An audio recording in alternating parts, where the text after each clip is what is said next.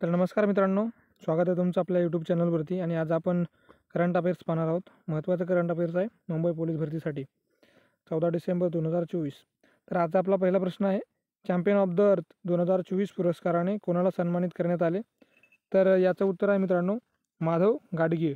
तर लक्षात ठेवा मित्रांनो, आजचं करंट अफेअर्स आहे आपलं. तर पुढचा प्रश्न आपला, युरोग्रिप टायर्सचा ब्रँड अँबॅसेडर कोणाला बनवला आहे? तर याचं उत्तर आहे MS धोनी. तर MS धोनीविषयी तुम्हाला काही क्रिकेटरविषयी काही प्रश्न विचारले जाऊ शकतात, त्यामुळे तुम्ही त्याच्यावर पण थोडासा अभ्यास करायचा आहे. MS धोनी असेल, विराट कोहली असेल, जे काही दिग्गज प्लेयर असतील किंवा गाजलेले प्लेयर असतील, त्यांचा जन्मदिवस असेल किंवा त्यांच्याविषयी काही थोडंसं माहिती तुम्हाला पाहिजे. क्रिकेटविषयी पण माहिती पाहिजे तुम्हाला. तर पुढचा प्रश्न आहे आपला, QS क्रमवारी 2025मध्ये कोणत्या विद्यापीठाने जगात प्रथम क्रमांकाचे विद्यापीठ ठरले आहे?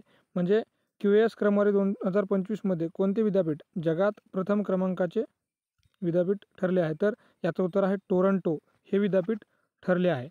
तर आपला पुढचा प्रश्न आपण पाहणार आहोत मित्रांनो, कोणती संस्था QS क्रमवारी 2025मध्ये भारतात विद्यापीठामध्ये अव्वल ठरली आहे? तर याचं उत्तर आहे IIT दिल्ली. तर इथं 25 मला थोडासा डाऊट आहे मित्रांनो, 24 असेल, एखाद वेळेस प्रिंट मिस्टेक असू शकते किंवा काहीतरी असू शकतं. तर याचा तुम्ही थोडंसं बघा, मी पण बघतो. तर पुढचा प्रश्न आपला, BCCIच्या कार्यकारी सचिवपदी कोणाची नियुक्ती करण्यात आली आहे? तर याचं उत्तर आहे देवजीत सैकिया. याने BCCIच्या कार्यकारी सचिवपदी यांची नियुक्ती करण्यात आलेली आहे. तर पुढचा प्रश्न मित्रांनो, गृहमंत्री अमित शहा यांच्या हस्ते कोठे वल्लभभाई पटेल यांच्या पुतळ्याचे अनावरण करण्यात आले आहे? तर याचं उत्तर आहे जोधपूर. जोधपूर येथे अमित शहाच्या हस्ते वल्लभभाई पटेल यांच्या पुतळ्याचे अनावरण करण्यात आले. तर पुढचा प्रश्न, नवी दिल्ली येथे आयोजित 4थ्या इंडिया इंटरनेट गव्हर्नमेंट फोरम 2024चे उद्घाटन कोणाच्या हस्ते करण्यात आले? तर याचं उत्तर आहे जतीन प्रसाद. इंडिया इंटरनेट गव्हर्नमेंट फोरम 2024चे उद्घाटन जतीन प्रसाद यांच्या हस्ते करण्यात आले. तर पुढचा प्रश्न मित्रांनो, जागतिक मानवी हक्क दिन 2024 कधी साजरा करण्यात आला?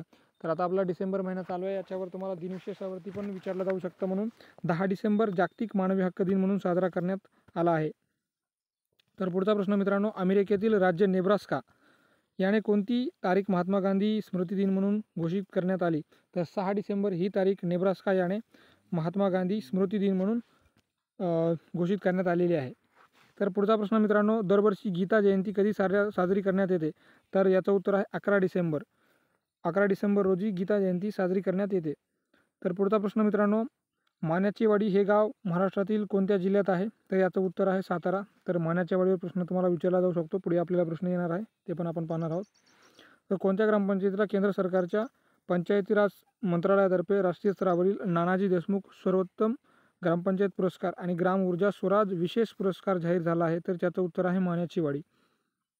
तर सातारा जिल्ह्यातलं माण्याचीवाडी या गावाला नानाजी देशमुख सर्वोत्तम ग्रामपंचायत आणि ग्राम ऊर्जा स्वराज हे पुरस्कार प्राप्त झालेला आहे. माण्याचीवाडी हे गाव महाराष्ट्रातील सातारा जिल्ह्यात आहे.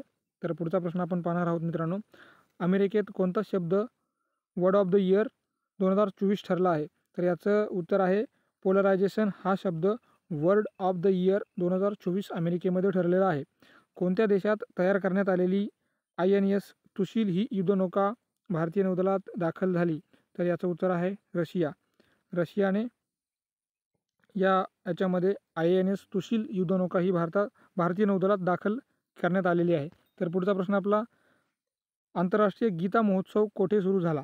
तर मग आता आपण पाहिलं गीतेवरती प्रश्न आलेला आहे, आणि आता पुढचा प्रश्न आपला गीतावर आलेला आहे की कुरुक्षेत्र या ठिकाणी महोत्सव सुरू करण्यात आला आहे, आंतरराष्ट्रीय गीता. तर पुढचा प्रश्न, जागतिक आयुर्वेद काँग्रेस परिषद कोठे आयोजित करण्यात आली आहे?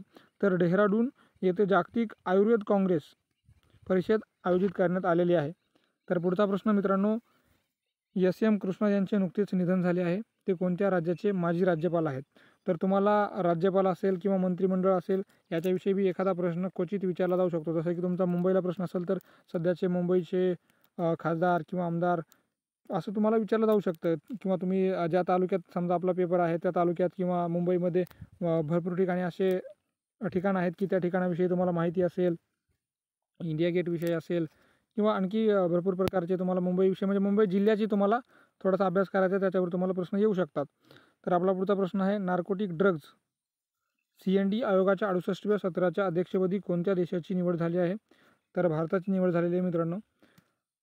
तुम्ही भारताविषयी किंवा भारतामध्ये आणखी आत्ता तुम्हाला नवीन प्रश्न जर बघायचा झाला तर एक बुद्धिबळामध्ये गोकेश नावाचा मुलगा आहे, त्याने बुद्धिबळामध्ये आपलं एक चांगलं कामगिरी करून उत्तम कामगिरी केलेली आहे.